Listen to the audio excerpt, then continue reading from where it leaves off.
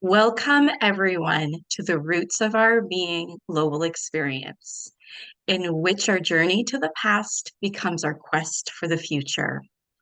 Together, we will reconnect with our ancient wisdom and heritage in remembrance of our true spirit and essence.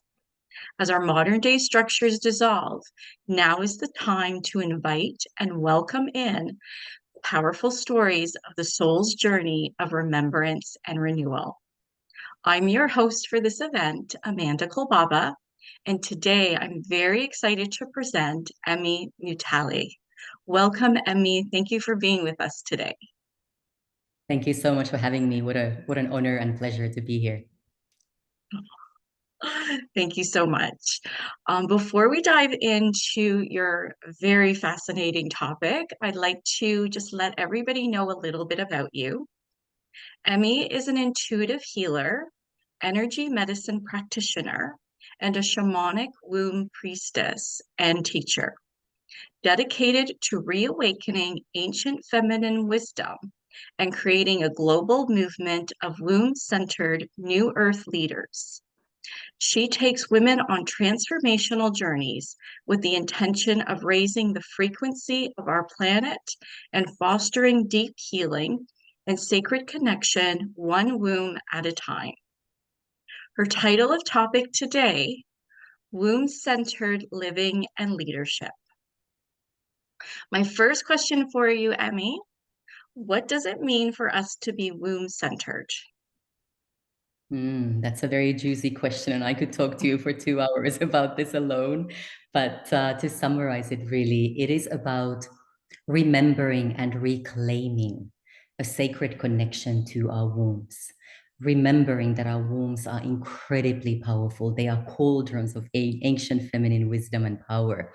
They are portals into other dimensions. And they are also the center from where we create. We create new life through our wombs, which in itself is already a miracle, and we often forget that. But we also create new ideas, new projects, innovations, books, poetry, art. Our lives, the way our lives are right now, has been co-created by us together with Source, or the Great Mother. And we are also the creators of the new earth. We are the creators of the future. So when we lead a womb-centered life, it is all about remembering that our wombs are incredibly powerful. And when we learn to work with our wombs, whether we still have a physical womb or not, because even if our wombs have been removed, the etheric blueprint or the energetic womb space is still there, and we can work with that. And when we have our womb as the center of our lives, that's where we receive guidance from. That's where we receive intuitive nudges, womb winks, as I like to call them, and this intuitive knowing around what is our truth, what is my truth, what kind of a path should I be walking, how should I be sharing my soul gifts with the world, and really helps us to also see through the illusions, to see through all the distortion that is so very prevalent on our planet. And the kind of distortion that is not for our highest good, not for the highest good of humanity or Mother Earth or any of the living beings on our planet and beyond, even. So, leading a womb centered life is to remember and to live from that womb centered knowing that the womb is my true north. And when I have the courage to listen to the voice of my womb, I am always, always connected to love, and I'm always guided and supported. That's beautiful. Thank you. There was so much in there that I just want to go back and ask you specifically of so many different things. But I think maybe what I really want to ask you is how do we connect back to our wounds? And how do we know that we are working through like a womb-filled life? And I know I'm like probably putting too much in here with the questions, but maybe maybe we'll start with that. But also, I wanted to go back to understanding the womb as a portal and as a way for us to create the new earth, because I think a lot of people are feeling a bit disempowered at the moment of, yes, we're going through such a shift and so many things are collapsing that we've created, and realizing, wow, this, we shouldn't have created this, or in this way it's not working for us, it doesn't support our highest good. And I think a lot of people are like, well, like, are overwhelmed, like what are those next steps? So I know there is a lot in there, but yeah, just understanding first of all, like, how do we connect to the womb? What does that feel like? What does that mean? And then yes, progressing from there. Thank you. Okay, I'll try and capture all of that, but let's start with that connection to the womb. And if you're okay with it, Amanda, I would love to take you through just a very brief guided process that allows you to immediately connect with the womb space, just for a couple of minutes, if that's Oh, I'd okay. love that. And I think our audience would love that. Yes. Thank you. Great. Wonderful. Yeah. So the important thing to remember is that when you start to learn to connect with the womb, it really is like building muscle. If you start going to the gym, for example, it might feel really strange at first. I mean, let's face it, for thousands of years under patriarchy, women have been purposefully disconnected from their wombs. We've all been made to forget the power of our wombs. And because of that, most of us are completely ignorant to the power and wisdom of the womb. I was too for over 30 years of my life. Even though I'd been pregnant 3 times and given birth twice, I was completely disconnected from the fact that I had this incredible, miraculous being almost inside my body. And I was connecting with my babies, but I wasn't connecting with my womb. And the easiest way to start to build this relationship, this communion really with the womb space, is simply to every day, for no more than a minute or so, to simply intentionally form that connection. So let's everybody place our hands over the womb space, over the lower belly to begin with. And just for a moment, feel the warmth of your palms against your lower belly.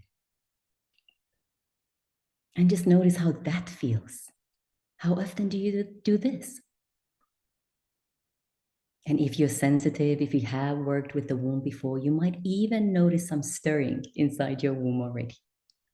And please remember, if you don't have a womb anymore, you can connect to the energy, the etheric blueprint of the womb. And let's take a couple of deep, deep breaths, breathing in through the nose and breathing out through the mouth.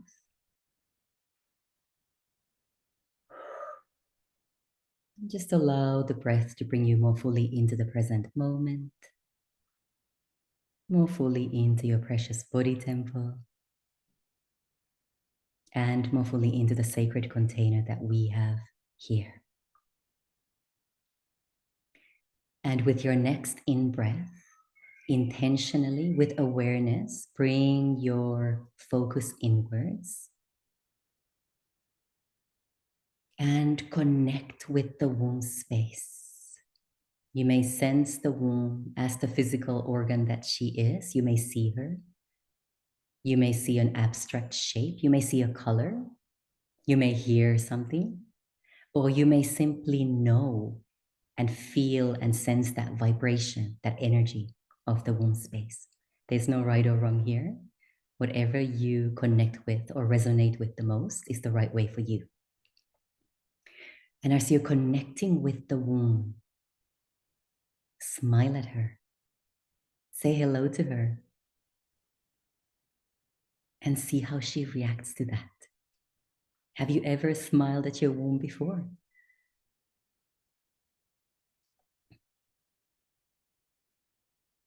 And for a moment, just simply breathe and keep smiling at your womb. Tune into the energy inside the womb. And if that feels difficult or strange right now, don't worry. The more you do this, the easier it gets. But you might already be feeling something. You might be feeling sensation inside the womb space.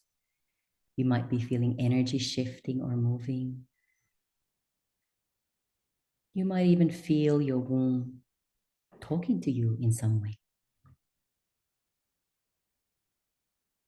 The energy within the womb might feel clear and light and energized, open, or it may feel a bit more stagnant, a bit more quiet, subdued, even numb. Or you might even notice that there's undertones of grief or fear inside the womb. For now, it's okay just to notice. Keep breathing into the womb and letting her know that you are connecting. You are making this contact with her.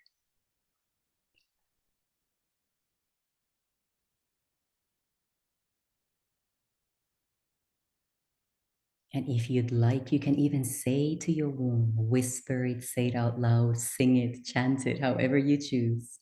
But say to your womb, I see you. I feel you. I hear you. And I am here with you.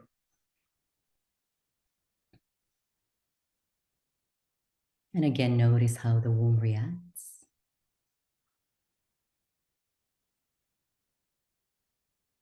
And over time, as you build this practice, you can start to ask your womb questions. You can ask her, for example, what do you need? Or you can ask for guidance. What is the best next step for me? And in silence, allow the answers to start to emerge.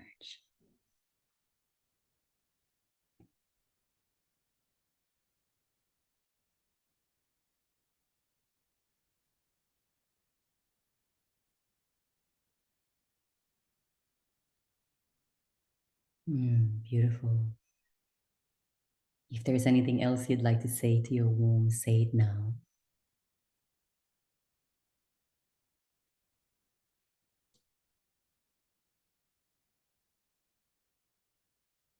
And then take one more deep, deep breath in through the nose and out through the mouth.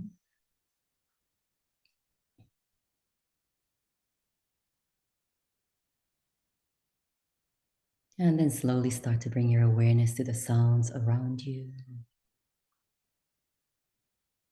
Perhaps wiggle your fingers and your toes a little bit. If your body wants to move or sway, do that, stretch. And when you're ready, feel free to open your eyes.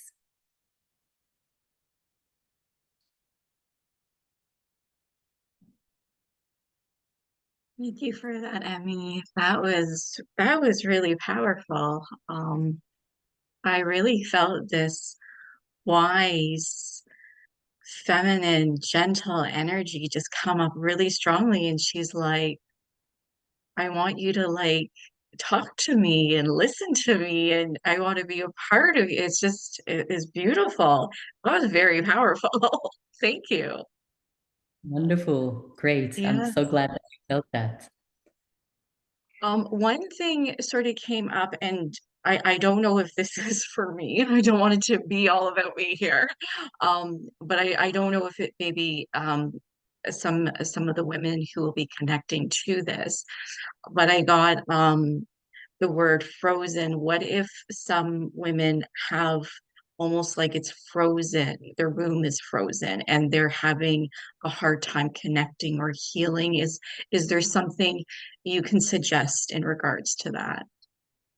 Yeah, I think that is the experience that a lot of women have, especially in the beginning, because we do carry a lot of trauma and a lot of wounding in the womb space, especially around relationships, particularly intimate relationships, or if we've experienced some sort of abuse, especially sexual abuse, but also different types of abuse, emotionally abusive relationships, for example. If we've had issues with pregnancies or birth or with our children, if we haven't been able to fall pregnant, or we've chosen not to get pregnant in a world that kind of expects us to get pregnant at some point, if we're experiencing blocks in terms of our creativity, in terms of our power to manifest for ourselves the lives we want to lead, all of those are kind of indicative that our wombs are either frozen or numb or carrying a lot of heaviness, a lot of darker, denser energy inside them. So please don't be alarmed if you feel that. Quite a lot of us do indeed experience that. There are many, many different ways to start to clear that. I hold very beautiful womb grief ceremonies that are all about releasing the grief and the trauma from the womb through, in a sacred and safe space that allows us to work with the womb in a gentle yet powerful way that is not about re-traumatization, but about releasing and letting go of that which no longer serves and that which we are ready to release from the womb space. One beautiful practice to work with just by yourself is to connect with the womb, connect with that stagnant energy that is there, and then imagine, visualize, feel, or sense this connection. It could be an umbilical cord that you see from your own womb down to Mother Earth. And then every time you breathe out, you imagine some of that stagnation just leaving through the umbilical cord and just simply flooding into Mother Earth. Mother Earth welcomes this energy. It will not hurt her in any way. She simply transmutes it, composts it, so to speak, and then allows it to turn into something beautiful and powerful. So that's a really simple way to, by yourself, start to release some of that energy from the womb space. I also work with methods like tapping or matrix re-imprinting that allows us to very quickly go deep into what's actually happened to us, whether it happened in this lifetime, another lifetime, something that we've taken on from our ancestors, especially from the mother line, but also often from the father line. And then, of course, the collective consciousness on our planet with everything that's happened over thousands of years within patriarchy, all the abuse, all the trauma, all the suppression, all the silencing, all of that leaves collective imprints that live in our DNA and very often make their home in the womb space. So working with EFT or matrix re-imprinting allow us to safely release that energetic stagnation, that energetic imprint from the womb space that we may have carried for decades and in some cases for lifetimes as well. But again, if you are carrying trauma, if you know that you've experienced trauma or wounding in the past, then it might be a good idea to work with an external facilitator who's trained in different kinds of modalities and can hold that sacred and safe space for you to release that trauma in a safe way. Because it can be quite re-traumatizing really to try and address all of that by yourself. And it's good to have somebody holding that space, guiding you, asking you the right kinds of questions, and offering suggestions on what to do next if you kind of start to feel dissociated or blank or start to freeze inside your body as well. So we need to remember that the opportunities for healing through the womb are incredible. There is so much that we can do through the womb space. And at the same time, we need to be careful with how much we address at once and how much we are able to do on our own as well. But this beautiful breathing, allowing the energy to flow into Mother Earth, allowing the stagnation to move through the womb, into the umbilical cord, into the earth, is a really beautiful, safe practice to do.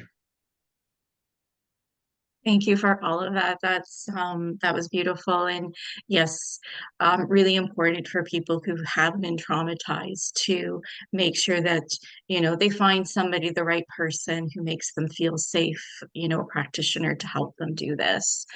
That's really, really always very, very important because so much trust is there.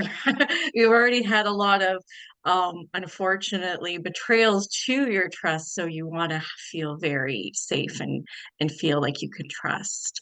So that's really important. So then, can we go to the other part of my question? Way back. I do this to everybody. I throw like a whole bunch of questions at everybody and expect them to answer it. Yeah. All good. Um, Yes, about how do we work with the womb to recreate or create you know our new earth or create something within our life, a new life, yeah, our highest potentials or something even smaller. Yeah, absolutely. So if you think about the womb space, it really is like the fertile soil on Mother Earth. It is this beautiful, nourishing, nurturing, fertile space of darkness, this velvety darkness that exists inside the womb. And I've just got some birds singing outside the window as I'm talking about this beautiful timing. And what I love to do personally, whenever I start a new project or I want to set an intention for something, I imagine that there is a beautiful gold and shimmering seed, and that seed contains the knowledge of everything that ever was and everything that ever will be. And it contains the blueprint of my intention as well. So I will whisper my intention, what it is that I want to create. So a project or a summit or a book or a poem, for example, I will whisper my intention into that seed. And then I will visualize myself planting that seed into my womb, into the fertile darkness of my womb. And I will breathe into that seed with the intention of love and kind of fertilize and irrigate the seed with the energy of love.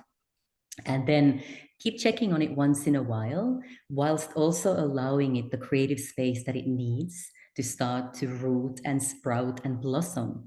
And it will always blossom at exactly the right time, in divine timing. And that we have no control over. We just need to kind of trust and surrender to that process. But the intention and that planting of that seed is what really truly matters. And then nurturing the seed in the womb space.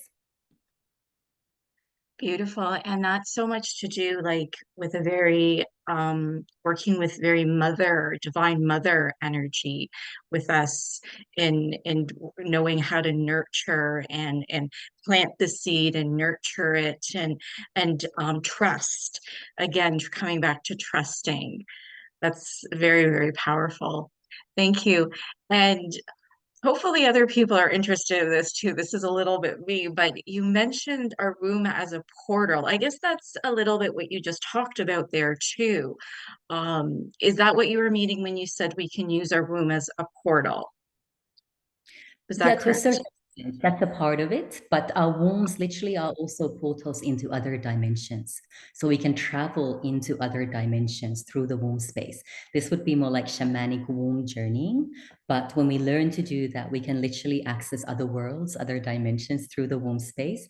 And importantly, since we are talking about the roots of our being, through the womb, we can also access the very first mothers on our planet, of the very roots of our being. We can connect with our mothers from the very beginning of time, from primordial beginnings of humankind on planet Earth. And we can connect with the Great Mother, who for me is the greatest creator being that is available to us. And we can connect with the womb of Gaia, which in and of itself is a very powerful um, entity being to work with. Mother Earth, of course, is a living being herself on her own ascension journey, just like humanity is. And she has her own womb space in the core of the earth. And working with that womb is incredibly powerful. And we can also connect with celestial beings, celestial bodies, with what we call in the womb world, we call the primordial black hole, which is the womb of the creatrix, the womb of the great mother, through which everything has been birthed. So these are all examples of dimensions of various portals that we can travel through to access wisdom that is not necessarily immediately available to us, and that then allows us to connect with our collective consciousness in a really powerful way as well. Again, I call this the collective womb consciousness because the energy of creation is a feminine principle, is a feminine element. And all life on earth has been birthed through a womb, with a few exceptions, of course, especially now that we're entering the world of test tube babies and cloning and all of that. That's a whole other discussion, of course. But generally, if we look at how human beings, almost all living organisms on this planet, they are birthed through a womb. Not all, of course, but human beings for sure, and other mammals for sure as well. Yes, and that is just so powerful right now, especially as we are wanting to shift from this, you know, out of balance masculine energy and coming back to our original blueprint, because this planet is of the divine feminine and she is the great mother. And being able to go back and find that wisdom and connect, and I think it's probably, and you most likely would, well, I think you would agree for sure, is that it is so very important right now to for us women to be healing and connecting and with a room and working through with creation to help shift where we are moving to, or what we would like to see new on this planet, which is very, very powerful considering, this planet has been very dominant with masculine energy. Like, we have to realize that women really do hold the power. It's in our bodies. We just have to trust ourselves to go back to do that again. Um, Very, very, so fascinating. I love this. I know you've already spoken about it, but if there is anything else you'd like to say on this point, is why are so many of us disconnected from our womb wisdom? Yeah. Well, it really boils down to patriarchy, the dawn of patriarchy, and the systematic repression of women's power. And what we need to remember, and this is not taught to us anywhere, really. If you look at the standard educational system, schooling and education system, for example, this is never taught to us. But the ancient ones actually revered women because of our ability to create new life, because we held wombs inside our bodies, wombs that are able to nurture and nourish new life into being. And we are portals through our bodies for new souls entering into 3D existence on planet Earth. I mean, I get goosebumps every time I say that, and I say that a lot, but that's huge. And we've kind of been made to belittle that. It's not considered a miracle, and motherhood is not considered a miracle, and it's always downplayed and thought of as not a career or not a job. And mothers are just mothers, they do is look after the kids, and yet it's the most sacred thing to do on this planet, to be with children, to nurture them into adulthood. And the ancient ones, of course, knew this. And women were really, also because of our intuitive connection to other realms, because of our intuitive knowing that comes from deep within the womb space, that allowed us to access information that wasn't so easily available to men. And through our wombs, we're also connected to the cycles of nature and to the cycles of celestial bodies. And that makes us incredibly powerful in and of itself. Our menstrual blood is filled with healing elements and qualities that modern science is only starting to catch up with now, but the ancient ones knew about that. So women were very, very often considered to be leaders. They were the ones that communities, societies went to seek guidance and advice. Women were the first shamans.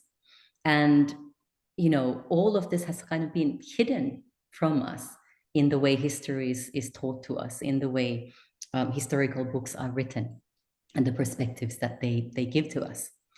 And the reason this has been hidden from us is because at one point, and again, this is the dawn of patriarchy for me, is because because men started to fear the power of women.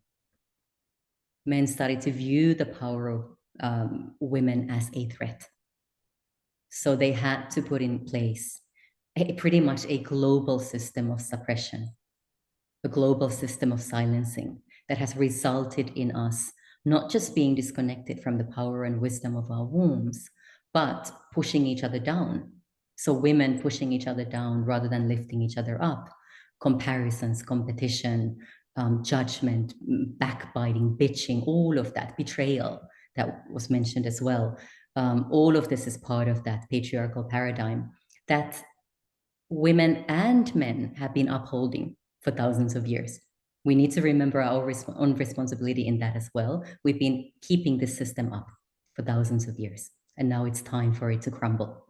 And we are seeing this crumbling in many ways already, all around the world. And as you said earlier, it really is time for us now to remember how powerful we truly are, and how divine we truly are, both women and men, but especially women, because we have been so pushed down and we've truly started to believe that we are less than men. In many countries, we've been the property of men for a very, very long time. In many countries, we haven't had the right to vote until, I don't know, mid 1900s, which is really quite recent. And we haven't had access to bank accounts or loans or credit or anything like that, unless we had the approval of a male, usually our husband, but it could have been a brother or an uncle or father or something like that as well. And of course, in many parts of the world, aspects of this still continue in many, many ways. So that's why it is so important for us to remember and reclaim that power and really truly reconnect with our wombs so that we can organically start to remember who we truly are, connect with our divine feminine essence, and have the courage to shine our light, speak our truth, and also share our gifts with the world in a way that is empowering and supportive of the ascension process of humanity overall. That's beautifully, beautifully said. I love all of that. And what was coming up for me very strongly was how powerful our physical bodies are and how our physical bodies are attacked as well. And also, in a way, our perspective of how our bodies should be, not only just how women should be acting and what they should say in that, but how our physical bodies should look. Like, Hollywood is very good at manipulating and creating illusions to how, a female should look physically. And it's not none of it is a healthy female. And they really try, society has really tried to disempower the female body. And this goes to me onto a little bit too, because I've noticed this as well, and I have definitely found this with myself, is our menstrual cycle and our actually bleeding. And there is and I don't know why because I've never felt like shamed by it, but when there is this element of shame and an energy of feeling dirty when us women menstruate. And I'd like maybe just a few words on that because that does seem to be like I listen to my younger nieces who are menstruating and the words they say in regards to it, and it's like, oh, that's not, it doesn't have to be like that. You don't have to experience it in that way. So yes, just some words on your thoughts on that. Yeah, absolutely. I've created a whole body of work around what I call the five core feminine wounds, which include the body wound, menstruation wound, the womb wound, the mother wound, and the sister wound. And it's all interwoven and it's all down to the impact of patriarchy on all of us. Essentially, the body wound is our relationship with our own bodies. And as you mentioned, there is a very narrow kind of an understanding what beautiful and attractive means in the societies that we live in. And social media, TV, magazines, all of that are feeding us this very narrow view with the underlying idea that there's something wrong with us the way we are. And so we spend thousands of dollars every year on makeup, on reconstructive surgery, on exercise programs. I developed anorexia at the age of 12, trying to create a body that I would have felt was the kind of body that was appropriate and beautiful. And this happens to a lot of women when they are in those teenage years. We are also, this is the other aspect of the body wound as well. So one is the way we look and the kind of stuff we do to ourselves to look a certain way. The other aspect is that we've been taught to think that our bodies are not powerful in terms of self-healing. Our bodies are incredibly powerful, and we contain within ourselves, we have all the information that we need to bring through healing, no matter what it is that we're experiencing. The challenge, of course, is that we've been taught to think that this is not true and that we're bombarded with so many toxins all the time through the food we eat, through the water we drink, through the air that we breathe, through the cosmetics we use. I could go on and on and on. Toiletries, cleaning products, all of that is filled with chemicals that are toxic and really, really bad for us. So our bodies are constantly having to offload that, having to kind of bring ourselves to balance and fight off the stuff that doesn't serve our body's highest good. So really loving ourselves exactly the way we are and learning to support our body's own healing capacity and power are super important in these times of change and transition. And then in relation to the menstruation wound, again, we've been taught that our menstrual cycles are something that need to be hidden away, something that we shouldn't talk about, something that is indeed either shameful or at least a nuisance, something that we have to bear, something that we have to live with, push through. So we have not been taught to honor our cyclical nature. Because if we learn to lead our lives from a cyclical perspective that honors that cycle, that allows us to rest when our bodies are releasing, when we need to we have that feeling of wanting to cave in, huddle up inside a blanket, or, not do much energetically, we are not allowed to do that in the way that our world works. We have to go to school, we have to go to work, we have to take painkillers and push through whatever discomfort we might be feeling just to be productive members of society. Whereas again, in the ancient times, women would gather together. Their menstruation sorry, now I'm getting muddled up in my words. Their menstrual cycles would get synced up. They would bleed around the same time and they would come together. And this would have been a time of deep, deep healing, deep oracular wisdom, when we're even more connected to wisdom beyond our everyday consciousness. And women would do that together, receive messages and support each other through usually when you're that connected, there isn't really any pain either, no PMS really. But as a symptom of us being so disconnected from the power of the cycles, we tend to have a lot of PMS, a lot of pain, a lot of heavy, heavy bleeding, and so on. And that really is a sign that we're not deeply connected to our feminine essence, to the power of our bleeds. And if you think about the kind of adverts that are out there for tampons and pads and all of that, they all, showcase usually skinny women in white jeans or short white, skirts or shorts, indicating that when you wear this product, you will not be leaking. Nobody will know that you're on your period. You will look as fresh as ever. And that's like totally the wrong message to be giving out to women, and especially young women who also haven't been taken through initiations or very special sacred rituals that honor their move into womanhood, that honor the fact that when their menstruation starts, there's a whole new phase of life that they're entering. And we don't honor that. We don't revere that. And again, the ancient ones did. So all these sacred practices, this ancient knowledge has kind of been swept under the carpet. And we've been left with these completely untruthful notions, again, of who we are, of what we are capable of what our bodies are capable of, and how much beauty and flow and grace comes into our lives when we start to sync with our own cycles, and when we start to honor our bleeds, and when we start to really truly understand that our menstrual blood is very powerful, very, very powerful. Sorry, I could go on forever, but I hope that was helpful. Well, that was very, very good. Thank you. I actually, I apologize. I forgot. Oh, it's right there actually. So a woman channeled from the Palladians, in regards, I can't remember her name. I think her first name was Barbara, but and the Palladians actually spoke about the female body and our menstruational cycles and our bleeding.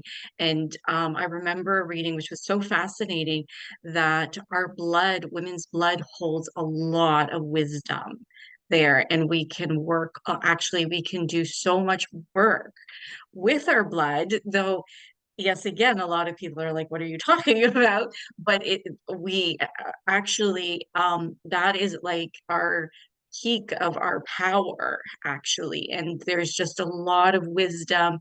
And if we understood this or remembered what our ancient ancestors, how they practiced it with this, um, yeah, we'd be in a very different world.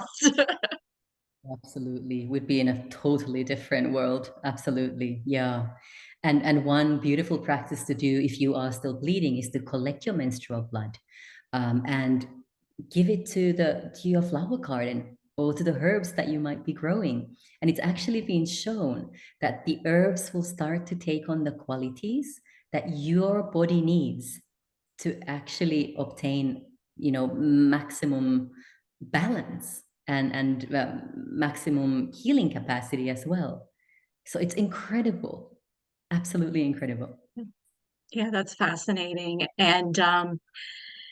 And I think too, I read that you can use your blood to on your own land for protection. Like it, if you put it on the land that you live on, your home or that, like your front backyard, I guess, it actually awakens the goddess, like Mother Earth, and there is a protection that your land and your home become very protected, and nothing, no lower energies can pass through. I've read that as well.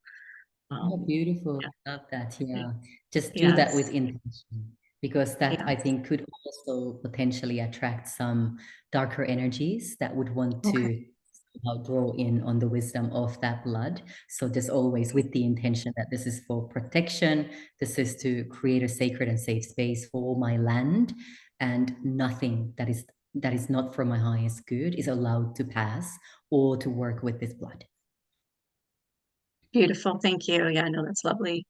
The other thing that came up a little bit for me is, so we've talked about, in ancient times, how the women were looked up to and, what their role was in society and how men became afraid.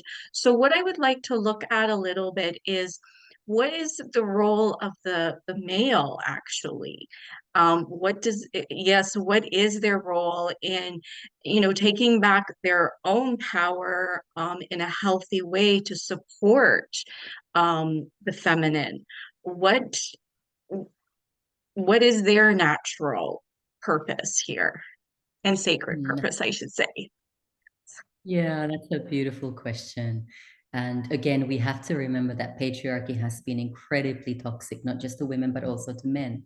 And the kind of um, beliefs that have been instilled in men about what it means to be a man and what it means to behave as a man and what it means to be a man in relation to a woman have again been completely distorted.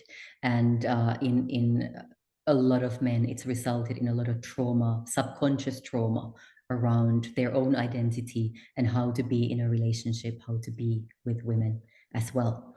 Um, for me, and this comes from my womb awakening training as well, is that men are organically, naturally, these beautiful grail knights who understand the power of women and who don't get afraid of that power, but revere it.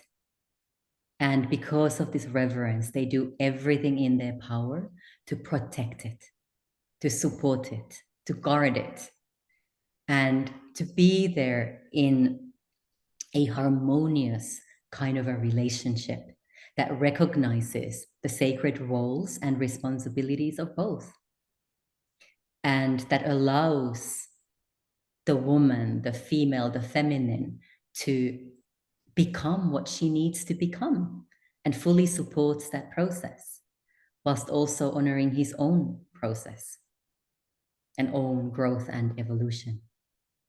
So almost the male could be likened also to a gardener who then tends to the beautiful growth, the beautiful blossoms that are coming through the rich, fertile soils and creates the kind of conditions protective conditions that allow for that growth to happen in a safe and nurtured and nourished way.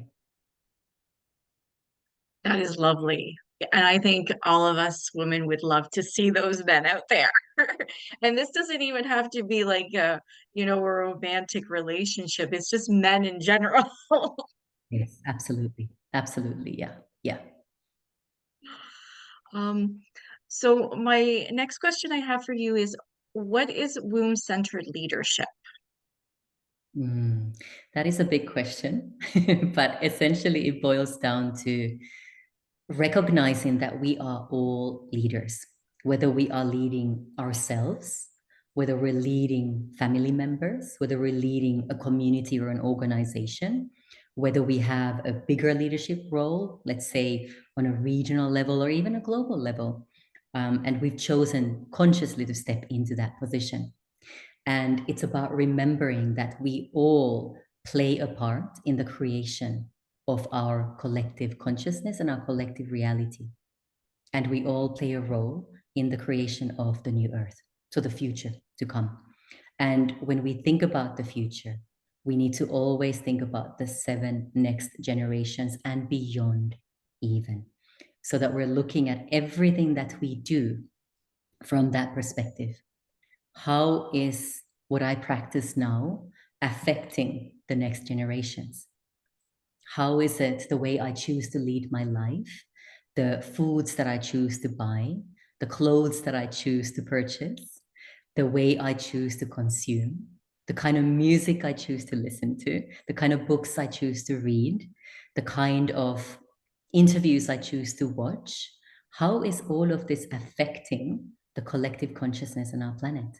How are my own thoughts affecting the collective consciousness on our planet?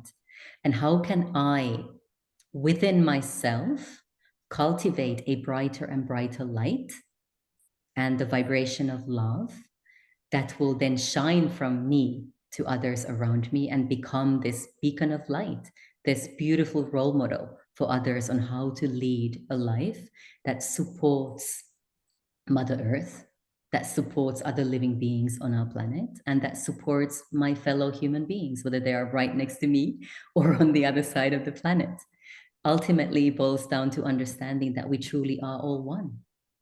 And my thoughts, my actions, I'm in Zambia right now, so my thoughts and actions in Zambia have an impact on somebody who's living in China or North America or who knows, Ecuador or anything really. And understanding that we live in very precious times at the moment. These are times of massive change and transformation, and humanity really is at a crossroads. We have a choice to make, whether we continue on the path of materialism and destruction, mindless exploitation and killing and raping of Mother Earth's resources, or whether we choose consciously to lead a life that is more understanding and compassionate of all living beings on our planet, including Mother Earth herself. And we all know what the outcome will be if we choose the former, if we choose the path of destruction and materialism. So, what is my role in this? What is my responsibility in this?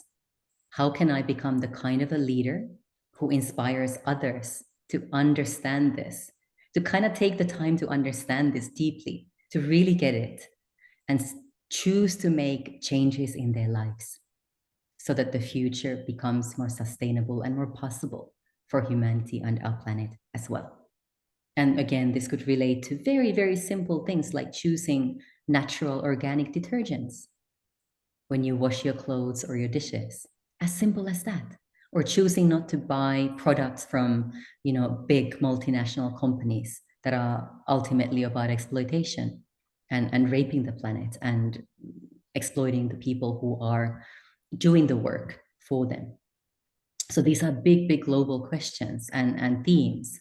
But it is so very important that we are all aware of this, that we have at least a basic understanding of what is happening on our planet, behind the scenes, especially, who's kind of holding the strings and making us trust certain institutions and certain agencies that ultimately don't actually have our highest good at heart.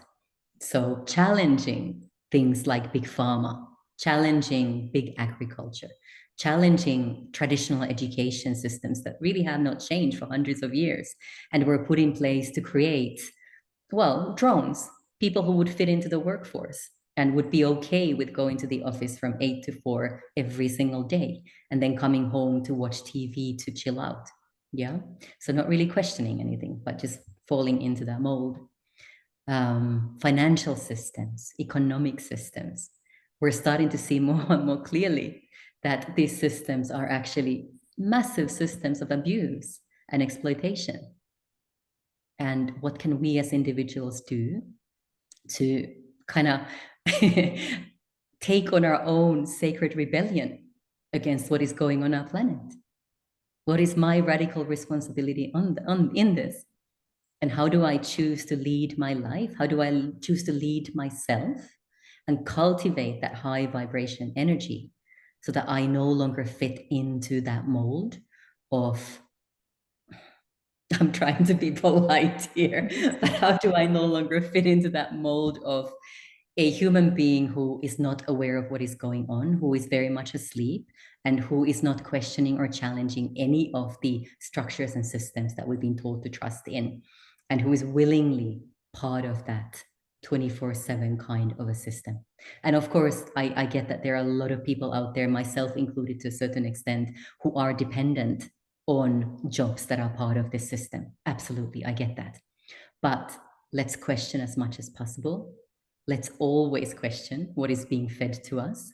And let's choose high vibration energies when it comes to what we eat, what we drink, what we consume in terms of music or books or movies, for example. And let's guard and protect our bodies from all these toxins that are so readily available to us at all times. Again, that was just beautifully said, perfect. And you're so right. We do have a huge responsibility. We have a huge responsibility for the generations to come. And we also have to really realize we do hold the power. I mean, we have a lot of power. We make choices every day. And some things, yes, um, at this moment in time, we have to continue with certain ways of living, but there is so many different ways that we don't have to accept anymore. Um, for myself personally, I unplugged my TV back in 2020. I won't see movies anymore. I'm done with the brainwashing and that feeling of dullness really dulls down your mind. And I know, like, again, people do like their movies and video games and that, but it's a way of distracting, and we won't get into that. That's a whole nother conversation. But yes, we do have to realize we actually do hold power and we can make changes. And we are, yes, like I said, very powerful beings. You have a very beautiful and generous gift for everybody today. Can you give us a brief description on it?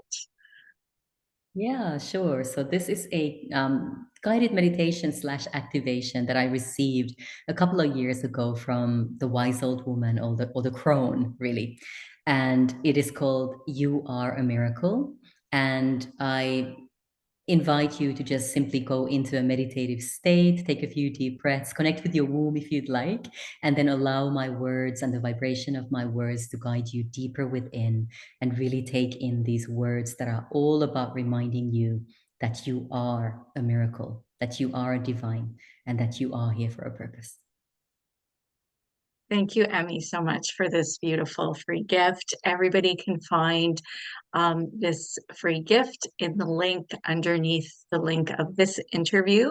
So please check it out.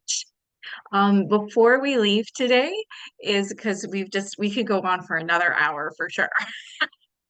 So Easily. we'll wind down now. Are there any last words of wisdom you'd like us to know, and where can people find you online? Hmm. Well, the easiest way to find me is through my website, femininerevered.com. And I'm also becoming more active on Instagram as well, under Feminine Revered as well. And I have a YouTube channel under that same name as well. So Feminine Revered.